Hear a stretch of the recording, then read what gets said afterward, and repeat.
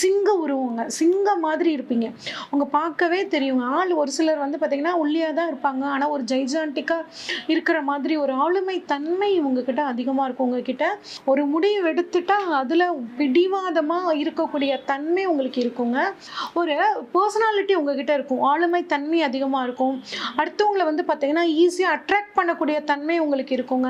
சிவன புடிச்சுக்கிட்டா போதும், இவங்க வாழ்க்கையில நல்லபடியா ஒரு முன்னேற்றத்தை நோக்கி போலாம். தைரியம், தன்னம்பிக்கை, விடாமுயற்சி. இது 3 தான் உங்களோட தாரக மந்திரமா இருக்குங்க. சரிங்க. உங்க கல்யாணம் ஆகி குழந்தை பிறப்புக்கு அப்புறம் உங்க வாழ்க்கையில ஒரு நல்ல முன்னேற்றம்.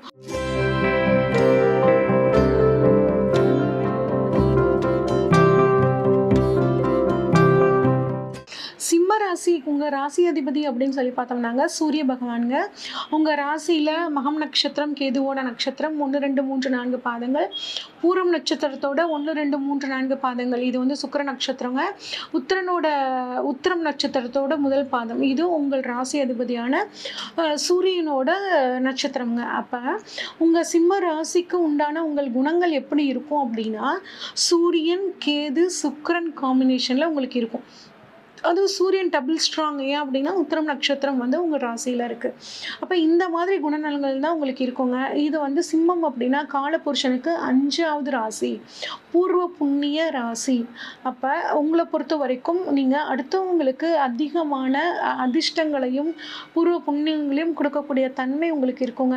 உங்களை ராசிக்கான அதிபதி உருவம் அப்படின்னு பார்த்தோம்னா சிங்க உருவங்க. சிங்கம் மாதிரி இருப்பீங்க. உங்க பார்க்கவே தெரியுங்க. ஆள் ஒரு சிலர் வந்து பார்த்தீங்கன்னா ஒல்லியாக தான் இருப்பாங்க. ஆனால் ஒரு ஜைஜான்டிக்கா இருக்கிற மாதிரி ஒரு ஆளுமை தன்மை உங்ககிட்ட அதிகமாக இருக்கும். உங்ககிட்ட ஒற்றை ராசி. எந்த ஒரு விஷயம்னாலும் வந்து ஒரு முடிவு எடுத்தீங்கன்னா அதில் நிற்பீங்க. ஏன் அப்படின்னா ஒற்றை ராசி, இரட்டை ராசின்னு ராசியை பிரிப்பாங்க. அதில் உங்கள் சிம்ம ராசி ஒற்றை ராசியாக வர்றனால ஒரு முடிவு எடுத்துட்டா அதில் பிடிவாதமாக இருக்கக்கூடிய தன்மை உங்களுக்கு இருக்குங்க. நீங்கள் நெருப்பு ராசி அப்படின்னு சொல்லுவாங்க. அப்போ நெருப்பு மாதிரி உங்ககிட்ட வரக்கூடிய பொருட்களை தூய்மைப்படுத்தக்கூடிய தன்மை உங்களுக்கு இருக்கும். பலாப்பழம் மாதிரிங்க நீங்க. பார்க்க வந்து கரடு முடுக்கா இருக்க மாதிரி இருக்கும். ஆனால் உங்களை புரிஞ்சுக்கிட்டாங்கன்னா தான் உங்களை பற்றின ஒரு ஸ்வீட், நீங்கள் எவ்வளோ நல்லவங்க அப்படிங்கிறது அடுத்தவங்களுக்கு தெரியுங்க. ஒரு பர்சனாலிட்டி உங்ககிட்ட இருக்கும். ஆளுமை தன்மை அதிகமாக இருக்கும். அடுத்தவங்களை வந்து பார்த்தீங்கன்னா ஈஸியாக அட்ராக்ட் பண்ணக்கூடிய தன்மை உங்களுக்கு இருக்குங்க. தைரியம், தன்னம்பிக்கை, அடவா வர்றதை பேசிக்கலாம் அப்படிங்கிற மாதிரியான ஒரு தைரியம், தன்னம்பிக்கை அதிகமாக இருக்குங்க. ஒரு லீடர்ஷிப் குவாலிட்டி இருக்கும்.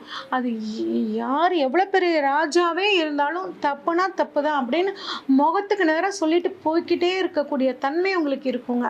அதே மாதிரி அந்த தன்னம்பிக்கை தாங்க எவ்வளோ பிரச்சனை வந்தாலும் அதை தாண்டி உங்களை ஜெயிக்க வைக்குங்க. கடந்த காலத்தை நினச்சி அதிகமாக கவலைப்பட மாட்டீங்க. நடந்து போச்சு போட, வர்றதை நம்ம பேசிக்கலாம் அப்படின்னு நினைக்கக்கூடிய தன்மை உங்களுக்கு இருக்குங்க. எதிர்காலம் தான் இது, ஃப்யூச்சரில் நம்ம என்ன பண்ணலாம் அப்படிங்கிற மாதிரி பிளான் பண்ணக்கூடிய தன்மை உங்களுக்கு இருக்கும். வந்து உங்க அதிகாரத்தை வெளிப்படுத்தக்கூடிய தன்மை. அதாவது கல்யாண வீட்டில் மாப்பிள்ளையாக இருக்கணும். எங்கள் சைடில் ஒரு பழமொழி இருக்குங்க. கல்யாண வீடாக தான் நான் தான் மாப்பிள்ளையாக இருக்கணும். பெரிகாரிய விட இறப்பு வீட்லேயே நான் தான் அங்கே வந்து பணமாக இருக்கணும் அப்படிங்கிற ஒரு பழமொழி எங்கள் சைடில் இருக்குது. அந்த பழமொழிக்கு தகுந்த மாதிரி எங்கே இருந்தாலும் நீங்கள் தான் அந்த இடத்துல ராஜாவாக இருக்கணும் அப்படின்னு நினைப்பீங்க. அதே மாதிரி பொறுப்புகளை நீங்களே வந்து வாலண்டியராக போய் ஏற்றுக்குவீங்க. அந்த பொறுப்புகளையும் ரொம்ப சிறப்பாக செஞ்சு முடிக்கக்கூடிய தன்மை இருக்குங்க. இந்த சிம்மராசிக்காரங்க நீங்கள் வந்து பார்த்தீங்கன்னா ஒரு சிலர் நிறைய ஆன்மீகவாதிகளாக இருக்காங்க. நிறைய கோவில்கள் வழிபாடு பண்ணுவாங்க.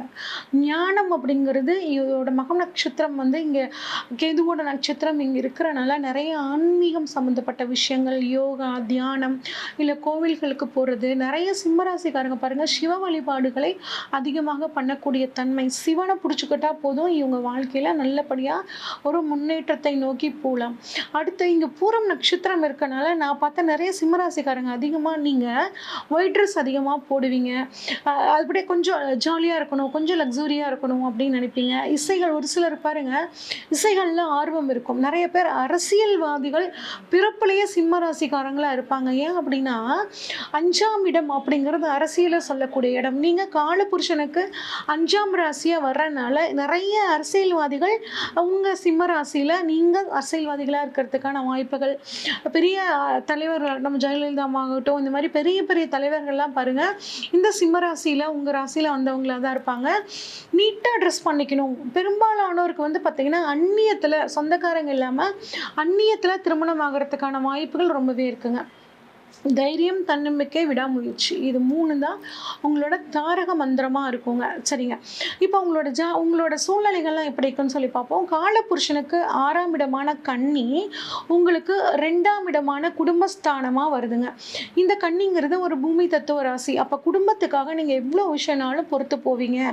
உங்களுக்கு பூமி மூலியமாக வருமானம், ஒரு சிலர் விவசாயம் பண்ணி பொழைப்பீங்க, ஒரு சில ரியல் எஸ்டேட் மூலியமாக உங்களுக்கு லாபம் கிடைக்கும். பில்டிங் கட்டி அதை வந்து விற்று அதன் மூலியமாக பணம் அப்படிங்கிற மாதிரி வரும். பிளாஸ்டிக் பொருள், ஆடிட்டிங், அக்கௌண்ட் சம்மந்தப்பட்ட தொழில் மூலியமாக, பேச்சை மூலதனமாக வச்சு வரக்கூடிய தொழில் மூலியமாக, புரோக்கரேஜ் சொல்லுவோம் பார்த்தீங்களா, அதன் மூலியமாக உங்களுக்கு பணம் வருங்க. அடுத்து காலபுருஷனுக்கு 7ஆம் இடமான துலாம் உங்களுக்கு வந்து 3ஆம் இடமாக வருதுங்க. இங்கே வந்து பாருங்கள் சூரியன் நீசமாகிறார். அப்போ தந்தையின் மூலியமாக உங்களுக்கு பெரிய சப்போர்ட் அப்படிங்கிறது கிடைக்காதுங்க. உங்களோட சூரியன் ஜாதகத்தில் எப்படி இருக்காருங்கிறத பொறுத்து தான் உங்களுக்கு அது வந்து நடக்கும். இருந்தாலும் நான் பார்த்த வரைக்கும் பெரும்பாலும் சிம்மராசிக்காரங்களுக்கு தந்தையோட சப்போர்ட் அப்படிங்கிறது கொஞ்சம் கம்மியாக தான் இருக்குங்க. அடுத்து காலபுருஷனுக்கு 8ஆம் இடமான விருச்சிகம் உங்களுக்கு 4ஆம் இடம். இதோட அதிபதி செவ்வாய்ங்க. ஜலராசின்னு சொல்லுவோம், ஸ்திர ராசி, பழக்கால் ராசி. அதனால் அடுக்குமாடி கட்டடங்கள் வந்து நீங்கள் கட்டி அதில் குடியேறதுக்கான வாய்ப்பு இல்லை. நீங்கள் வாடகைக்கு போனால் கூட பாருங்கள் கொஞ்சம் நிறைய வீடு இருக்கிற மாதிரி பில்டிங்காக இருந்தால் தான் உங்களுக்கு வந்து பிடிக்குங்க. அது வந்து ஒரு நீர் ராசியாக இருக்கிறனால உங்கள் வீட்டுக்கு பக்கத்தில் ஒரு ஏரி, குளம், இல்லை கிணறு, தண்ணி இருக்கிற இடம் அப்படிங்கிறது உங்கள் வீட்டுக்கு பக்கத்தில் இருக்குங்க. நீங்கள் வந்து வீடு கட்டணும்னு நினச்சிங்கன்னாங்க, ஒரு பழைய வீடை வாங்கி அதை இடிச்சுட்டு நீங்கள் கட்டினீங்கன்னா உங்களுக்கு ஆயுள் பலம் அதிகரிக்கும். ஏன் அப்படின்னா அந்த 8ஆம் இடம் அப்படிங்கிற, அதாவது உங்களுக்கு காலபுருஷனுக்கு 8 உங்களுக்கு 4ஆக வருது. அப்போ பழமை அப்படிங்கிற விஷயத்த இடிச்சுட்டு புதுசாக ஒன்று உருவாக்கும் போது அது உங்களுக்கு லைஃப் லாங் நிலச்சி நிற்கும். உங்கள் ஆயுள் பலத்துக்கும் அது அதிகரிக்கக்கூடிய ஒரு சூட்சமமான விஷயங்க. சரி, உங்களுக்கான தொழில் என்ன அப்படின்னு சொல்லி பார்த்தோம்னாங்க, ஃபுட் டெக்னாலஜி, பயோடெக்னாலஜி, ஃபார்மா, அதே மாதிரி டீச்சர், டாக்டர், கவர்மெண்ட் ஜாப்ல இருக்கிறவங்க, அறுவை சிகிச்சை நிபுணராக இருக்கலாம், டீச்சராக இருக்கலாம். இந்த மாதிரியான தொழில்கள் உங்களுக்கு ஒரு மிகச்சிறந்த ஒரு யோகத்தை கொடுக்குங்க. காலபுருஷனுக்கு 9 உங்களுக்கு வந்து காலபுருஷனுக்கு 9ஆம் இடமான தனுசு உங்களுக்கு 5ஆம் இடம் வந்து 5ஆம் இடமாக வருதுங்க. 5ஆம் இடம் குழந்தைகளுக்கான ஸ்தானம் அப்படின்னு சொல்லி சொன்னேன். இது வந்து காலபுருஷனுக்கு பாக்கியஸ்தானம், உங்களுக்கு வந்து புத்திரஸ்தானமாக வருது. அப்படின்னு என்ன ஆகுனா, உங்கள் கல்யாணம் ஆகி குழந்தை பிறப்புக்கு அப்புறம் உங்கள் வாழ்க்கையில் ஒரு நல்ல முன்னேற்றம், உங்கள் குழந்தையே உங்களுக்கு வந்து ஒரு தகப்பன் மாதிரி உங்களையே பார்த்துக்கக்கூடிய தன்மை அப்படிங்கிறது இருக்குங்க. நல்ல புத்தி கூர்மை இருக்கும். உங்களுக்கு குடும்பத்துக்கு பெருமை சேர்க்கக்கூடிய குழந்தைகள் வந்து உங்களுக்கு பிறப்பாங்க. குழந்தைகளால் பெருமை, அதாவது இவங்களோட அப்பா இவங்கன்னு சொல்கிற அளவுக்கு உங்கள் குழந்தைகள் பேர் புகழோடு வந்து அவங்கள வந்து கவனமாக பார்த்துக்குவாங்கங்க. அது மட்டும் இல்லாமல் வந்து பார்த்திங்கன்னா காலபுருஷனுக்கு 10 மகரம் உங்களுக்கு 6ஆம் இடமான உத்தியோகஸ்தானம், தொழில் ஸ்தானம், ருணரோகு சத்ருஸ்தானம் அப்படிங்கிற இடத்துக்கு அதிபதியாக வரனால இது சரராசிங்க. இது வந்து பூமி தத்துவ ராசி. செவ்வாய் வந்து இங்கே உச்சமாகிறாருங்க. இது சனியோட வீடு. அதனால் உங்களோட கூட பிறந்தவங்களுக்கு நீங்கள் தந்தை மாதிரி இருந்து அவங்களுக்கு நீங்கள் உதவி பண்ண உங்களோட வாழ்க்கையில நீங்க ஒரு நல்ல ஒரு முன்னேற்றத்தை பார்க்கலாங்க. காலபுருஷனுக்கு 11ஆன கும்பம் உங்களுக்கு 7ஆம் இடமா வருதுங்க. 7ஆம் இடம் வாழ்க்கை துணைக்கான ஸ்தானம். அப்போ உங்க மனைவி தொழில் பண்றவங்களா இருப்பாங்க, இல்லை உங்க மனைவி வந்து உங்களுக்கு வருமானத்தை தரக்கூடியவங்களா இருப்பாங்க. ஒரு சில சிம்மராசிக்காரங்க பாருங்க மனைவியோட சேர்ந்து தொழில் பிசினஸ் எல்லாம் பண்ணக்கூடியவங்களா இருப்பாங்கங்க. அடுத்து உங்களோட திருமணத்துக்கு பின்னாடி ஒரு நல்ல முன்னேற்றத்தையும் வந்து பார்த்திங்கன்னா இந்த அமைப்பு கொடுக்குதுங்க. காலபுருஷனுக்கு 12 உங்களுக்கு வந்து 8ஆம் இடமாக வருது. இது வந்து மீன ராசிங்க. இது நீர் ராசி. நீர் ராசிங்கிறது ஒரு முழுமையான பலனை கொடுக்குங்க. இதனால் உங்கள் ஆயுசு தீர்க்க ஆயுசாக இருப்பீங்க. இங்கே வந்து ரேவதி நட்சத்திரம் இருக்குது. இது வந்து உங்களுக்கு எதிர்பாராத சொத்துக்களை வந்து பெற்றுக் கொடுக்குங்க. திருமணம் அப்படின்னு பார்த்தோம்னா உங்கள் திருமண வாழ்க்கை நல்லபடியாக இருக்கணும் அப்படின்னா திருமண வாழ்க்கையில் சிம்மராசிக்காரங்களுக்கு சில பிரச்சனைகள் இருக்கதாங்க செய்யும். ஏன் அப்படின்னா சிம்மத்துக்கு 7ஆம் பாவம் அப்படின்னு கும்பமாக வருதுங்க. அப்போ சூரியனுக்கும் சனிக்கும் பார்த்தீங்கன்னா பகைங்க. அதனால ஏதாவது ஒன்று எட்டிக்கு போட்டியாக அவங்க வாழ்க்கை துணை உங்ககிட்ட பேசிக்கிட்டே இருப்பாங்க. ஆனால் எக்காரணத்துக்கும் பிரிஞ்சு போகிறது ரேருங்க. ஏன்னா எதிர் துருவங்கள் தான் ஈர்க்கும்னு சொல்லுவோம். ஆனால் கொஞ்சம் சின்ன சின்ன பிரச்சனைகள் வராமல் இருக்கணும் அப்படின்னா மாசி மாதம், ஆவணி மாதம், கார்த்திகை மாதம் இந்த 3 மாதங்களில் நீங்கள் திருமணம் செய்யும்போது உங்கள் வாழ்க்கை வந்து பார்த்திங்கன்னா ரொம்பவே நல்லா இருக்குங்க. அது மட்டும் இல்லாமங்க, உங்களுக்கு வந்து பணவரவு நல்லா இருக்கணும் அப்படின்னா புதன்கிழமைகளில் பெருமாள் வழிபாடு பண்ண பண்ண உங்களுக்கு பணவரவு நல்லா இருக்கும்.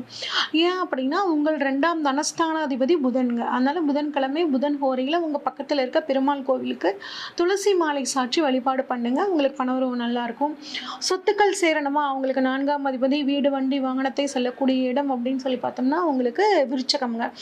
அப்போ முருகன் வழிபாடு செவ்வாய்க்கிழமைகளை முருகனுக்கு செவ்வரளி சாற்றி வழிபாடு பண்ணுங்க.